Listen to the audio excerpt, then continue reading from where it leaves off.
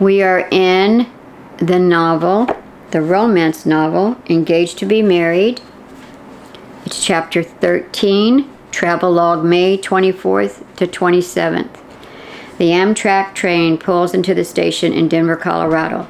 A clerk's voice loudly blares over an intercom. Thank you for traveling with us. We hope you enjoy your stay in Denver. Please watch your step as you are departing the train, and don't forget your luggage. Emily starts to exit with Charlie, but sees the group of travelers that she was avoiding. The one traveler whom she stole the suitcase from seems at a loss. They hear a member of the train crew informing the traveler that his suitcase has not been turned in yet, but they will keep looking for it. She stops in her tracks and nearly goes into a panic. She shakes it off and gets a brilliant idea. Hey, give me your bag for a minute. Emily tugs on his bag one way while Charles tugs the other way. I am stronger than you, just so you know. He shakes his head, teasing her. Please, Charlie. All right, but I'm watching you, Em. Well then, watch this. She boldly turns away from Charles. Emily walks straight over to the other traveler, who is still talking to the crew member, and holds up his luggage in front of him. She begins her apologies. I'm terribly sorry. I hope that I haven't caused you undue inconvenience. We'd gotten off the train earlier to walk around, and when it was time to board, I didn't realize that my boyfriend had already grabbed my suitcase, and I picked up your suitcase by mistake and didn't figure it out until just a little bit ago. I was going to turn it in once we got to Denver, but overheard you talking just now. The traveler is relieved enough not to question the holes in her story. That's all right, miss. Mistakes do happen. Emily blurts out, Don't I wish? The traveler glances at her oddly, wondering what she could have meant by that. Charlie stands behind her and only can shrug his shoulders at the fellow. Both assume she must not have understood his comment, possibly. Emily goes up to Charles. There, a little white lie, all done. Much better than being labeled a thief. Do you feel better now, Charles? Yes, I do, and you should feel much better, too. Don't I wish, she said again. Charles is still confused. Emily begins walking the other way, picking up the pace. Hey, wait up, Em. Charles has to run to catch up with her. He pulls on her arm. Slow down, will you? And so, what about that money you stole? Do you plan to make that right, too? Gosh, what do you want from me, Charlie? Righting all my wrongs? Eradicating all my many sins? So you're a freaking priest now or something? It would seem that you can bring out all of these hidden talents I've never known I've possessed. Let me recount for you. Nerdy guy to suave guy, then financial accountant, business manager to a doctor of psychology, and now a man of the cloth. Wow. See? Hidden talents. Now, about that money issue with you. She stands on tiptoes, grabs his face, and turns his head to the side. Really need to get your ears cleaned out, old man. I just told you the money doesn't matter to me or to that other person. Charles determines to find out what she's hiding. Hey, okay, no problem, man. I can't wait to find out the whole of it, though. Yeah, well, you will be waiting a long time, mister, if you're hoping for more answers or explanations from me. Right now, we're waiting on the next bus to take us to downtown Denver. Yippee! I get new clothes! Emily jumps around, behaving like a giddy little kid. I'm getting new clothes! I'm getting new clothes! Kind of being childish there, Charles points out. Embarrassed, he looks around. Ah, Charlie, joyfulness isn't childish, it's childlike. You might want to try it sometime. Wow, and I meant what I said about waiting to find out what you're hiding. I can be patient, though. Oh, yeah, your turn is coming. You owe me some answers. Don't hold your breath. I'm on this trip to forget, just like you. Remember? Emily laughs at her little pun. Remembering to forget, got it. She switches topics once again. You've got a great out-of-jail-free card with what I did back there. You should be very thankful to me. Charles tries to be the reasonable adult. Me thankful? All that was to save your own neck back there. Plus, you need to make the money thing right still. I won't let it go. It really is all about the money with you, isn't it? Is your trip permanent? She scoffs. No, again, my trip is the permanent one, not yours. Permanent. With a capital P. I know that mine isn't, but why is yours? That's what I want to know. Emily just sighs and walks on. Charles walks over to a bench and pats it for Emily to just sit down for a minute. And though his voice sounds condescending, he's really being very concerned. This is pretty heavy. Why don't you just sit down right here and tell me all about it? Confession is known to be janitorial service for the soul. She scoffs at his comment. You have it so easy in life, but you can't even see it. This is a nice break for you from your real life. Poor Charlie. Great job. Engaged to be married. Big wedding planned. Social calendar full. Life is so horrible for you, isn't it? Wah, wah, wah. Hey, what's that fun-loving girl doing now? Where has Emily gone off to? Not getting any sympathy from me, crybaby. Again, she sticks out her tongue like a kid. Charles smiles at her youthfulness. He never felt like a youthful kid, not ever. Serious was another sad word that would be used to describe him, even when he was a child. His cell phone rings. He whips it out of his coat pocket, looks at it, and sighs. He just looks at the phone until the ringing stops. Charles sighs again. She's checking in, I suppose. I gotta take this, I suppose. Emily only shrugs. Is it work? Bride-to-be. Well, don't let me stop you, Charlie. Go ahead. Having missed Lynette's call, Charles dials her number back. She answers. He turns away from Emily, walking a few feet further up the ramp. His voice becomes very loud, but Emily can't hear what he's saying. Emily sees Charles' arms waving all around. Their call ends abruptly, like before. He walks back her way, clenched teeth, mumbling something incoherent. She snickers. More responsibilities weighing heavy on your shoulders there, Charles? Need to cut short our little 3-week outing? He apologizes. Sorry about that. No, not at all. I am more determined than ever. Let's continue and try to enjoy our trip, shall we? She repeated his words. Our trip? Yeah, I really like the sound of that. We're going on a trip together. That's so very nice of you, Charlie. Really, it is. I'm trying. Yeah, I need some niceness right now. Well, this does feel nice between us, right? However, your phone calls do not sound very cordial between you and your fiancé. I'm guessing you didn't tell her about me. No, I didn't tell her. Why should I? And that would be suicide. When she finds out, she might not even be there when you do return. Have you ever thought about that? He borrows her phraseology. Don't I wish? Not even a remote possibility of that happening. Not with her, not Lynette. My money is a great reason for a bunch of forgiveness on her part. I think she would look right past a lot of sins to get her hands on my money. Regardless, I'm not doing anything wrong here. So who's going to tell her? I'm not going to tell her. Not you, right? You're hiding out. And I won't ever tell her. That's for sure. Hey, Charlie, well, would it shake your little world if she did bail on you? Rejection is quite a bummer. No, Em, not at this point in my life. Not at all. Really. Have you not been listening? I was feeling stuck back there. I'm at the end of the line, or my rope, whatever that old cliche is that I can't think of at the moment.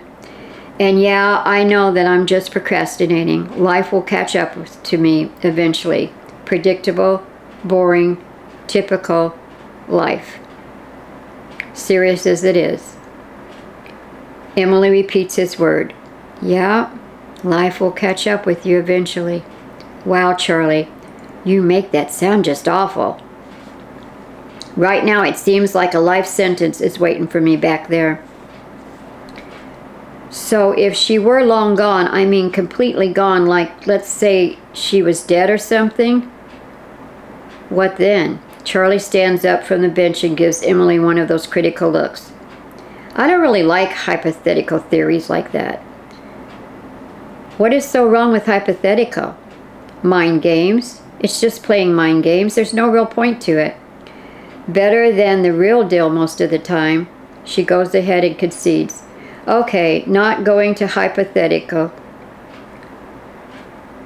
Okay, not going to hypothetically do your lady in. She's not dead. Charles sighs. Thank you. That's just too morbid to consider. I don't want to be with her, but that doesn't mean I wish her dead. Don't I wish? What is up with you? Emily doesn't answer. The bus pulls up and they board.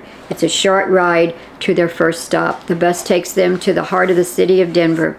It's relatively cold for May, and Charles can see she's trying her best to endure the weather without complaining. He spies a row of department stores and whisks Emily into the first warm clothing store they see. He initially buys her a new coat and warm attire for both of them. They make their way around to a few different points of interest. Eat a little bite and later board another bus to find a hotel. It's a log cabin inn complete with a fireplace. If they were actually together, this would be a perfect romantic setting, but they each keep their distance. The room has 2 double beds, so it works. Late that night, they lay out travel brochures and have fun deciding what to do next and where to go for 3 whole days before boarding another Amtrak train heading for California. Charles holds to his promise. He takes Emily wherever she wants to go. Thoroughly exhausted, they end each day by practically falling into their beds at night. Though they have a great time, he won't allow Emily to take any pictures of the 2 of them together. Charles has control of his cell phone, so Emily is forced to comply. Emily teases him and jokes that his phone is too outdated and probably doesn't even have a camera on it anyway. Snow at the lower levels is scarce and hard to come by, but they manage to find snow inside a shadowy crevice down in the valley. A wet snowball fight ensues. It only lasts a short while. Their snowballs packed tightly together, forming ice-hard baseballs that sting like crazy when one does happen to connect with cold skin. Later, they enjoy hot chocolate by the fireplace in their hotel room. The lights are off, and the amber glow of the fire makes for a very cozy scene. It's all Charles can do to keep himself under control because he sees Emily as even lovelier in the soft glowing amber light of the fire than when he had first laid eyes on her in the train. Although they don't do a lot of sightseeing, the scenic atmosphere in the area is delightful. Emily likes being outside on the trails despite getting cold far quicker than she thought she would, and then she already is. Midday wet snow goes down into her boots and forces her to cry uncle. Charles was surprised that she had picked hiking trails as her favorite choice of things to do in Denver. Emily seems to tire very easily and has to rest for a while at most every turn of the hike. He doesn't question her, though, only makes mental notes that for her young age, Emily isn't able to match his energy level. She dismisses the feeling of tiredness, remarking that it must be the altitude and thin air. All too soon, they must purchase tickets for a further destination. Charles complains that their time spent in Denver was much too short-lived. It was the most fun he can remember having in a long, long time. Emily agrees and sighs as she glances again at the towering white-capped mountains, taking it all in. As beautiful as they are, the colder temperatures are forcing them to push on southwest toward the warmer climate. They arrive very early. The couple jump off the bus and rush from the bus stop to the train station platform, only to stand side by side at the station for nearly an hour. Emily seems to be wilting, though she smiles at Charles and insists that she is having a wonderful time. Finally, a call comes over the intercom for the passengers to prepare for boarding the next train. They are both anxious to see their new sleeping berths. Charles has positioned himself so he can take another last look at the mountains. He's pulled away by Emily. She waves a ticket in his face. "Charlie, we're boarding." He grabs her hand. "Oh, we have to hurry now. Come on." They race over to the kiosk to present their tickets in order to board. Charles slows and turns back to Emily, who pulls on her arm about halfway there. "Hurry, Em. I'll be saying goodbye to you forever if you don't hurry and make this train." You wouldn't say that to me," Emily laughs. "Unless I was your bride-to-be, maybe." Charles gives her a look that says seriously, but shushes her and shows the clerk their ticket. The elderly Amtrak clerk looks at Charles and then over at Emily. One eyebrow goes up suspiciously, but she serves them courteously. They then race down the platform towards the cars with the sleeping berths. Once they are out of earshot of the clerk, Emily is still chuckling. Charles is looking for their private section and doesn't answer. A final last call announcement comes across the intercom and blares out along the station ramp. "Departing from Denver, Colorado, next stop Salt Lake City, Utah. Please watch your step and please remain seated while we pull out of the station, and do enjoy your trip." Charles remembers that they were given a disapproving glance by the ticket lady. What was up with that ticket clerk back there anyway? Emily smiles shyly. She was just wondering how an old guy like you has landed a hot chick like me. He chuckles. The funny and witty Em answers on cue. Emily retorts, "But hey, life's way too short to get upset over what others think of you, right?" "I agree completely." "Can't waste time dwelling on those incidentals," he asked. "Getting married is an incidental?" "No, it's a pretty big deal." Emily was referring to what others think of him, yet for jilted fiancés everywhere, she feels she has to make a stand now. Can you blame her, Charlie? She must be very upset with you. Charles is confused by her remark. You do realize that you keep going back and forth on your points. He is relieved that she seems to have forgotten about her morose discussion of killing off his fiancée. That was a weird conversation that he doesn't want to revisit. Charles wonders why she even thought to suggest it in the first place. Emily gasped. You really shouldn't be getting married, Charlie. You aren't ready for that experience. I'm not sure you will ever be. Trying to follow your lead here, but I can't when you keep changing topics. You are so confusing. He breathes in deeply. Not going to stress. I'm just going to go with the flow. Good for you, Charlie. Whatever, strange young lady. I'm not the only strange one around here. Other than my age that you mention often, what strange things bother you about me? She takes a few long glances at Charles, grateful for an excuse to stare at him at length. Well, you are, okay, I got nothing. Yep, you're perfect. I like your hair, your clothes, your accent, perfect. For an older man, I mean. Aha, you just said older, not old. So I might have a chance with you if only. Charles is playing along but is very confused and wonders if there's any truth to what she's saying or if it's all just a joke with her, like so many of the things she has said. What are you even implying? No way. She looks into his deep brown eyes. You cannot be serious. For being able to dish it out to others, Em, you have a difficult time getting any of my jokes.